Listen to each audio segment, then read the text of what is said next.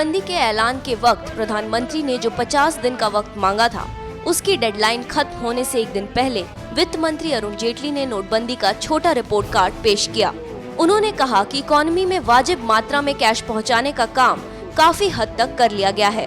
पूरा प्रोसेस सफल रहा है, कैश की किल्लत कम हो गई है।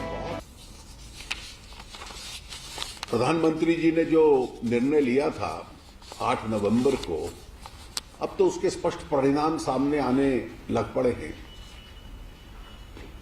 एक बहुत बड़ा पैसा जो गुमनामी में था, आज वो बैंकिंग व्यवस्था में आया है। और जब बैंकिंग व्यवस्था में आता है तो स्वाभाविक है कि डायरेक्ट और इनडायरेक्ट टैक्सेशन उस पैसे के ऊपर लगता है या उसके आधार पर जो कारोबार होता है उस पर लगेगा। बैंक की क्षमता भी ऋण देने की बढ़ती है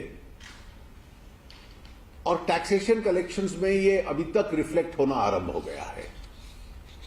19 दिसंबर तक जो इनकम टैक्स के आंकड़े आए हैं उसमें इनकम टैक्स की वृद्धि 14.4% हुई है और अगर रिफंड्स भी फैक्टर इन कर लिए जाएं तो वो 13.6% है।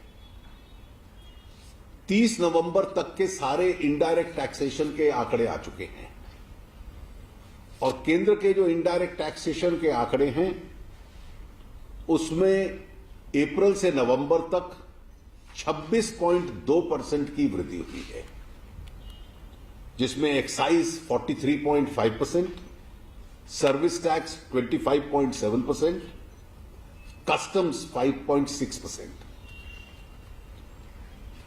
नवंबर के जो आंकड़े हैं, क्योंकि करेंसी को रिप्लेस करना इसका सबसे अधिक प्रभाव नवंबर के महीने में था, तो नवंबर के महीने में भी पिछली नवंबर की तुलना में ये तीनों टैक्स इस बार ज्यादा इकट्ठा हुए हैं। राज्यों के कुछ आंकड़े हम लोगों ने अध्ययन किए हैं, बहुत बड़ा परिवर्तन, कहीं कमती कहीं बढ़ती है, लेकिन बहुत बड़ा परिवर्तन नहीं है।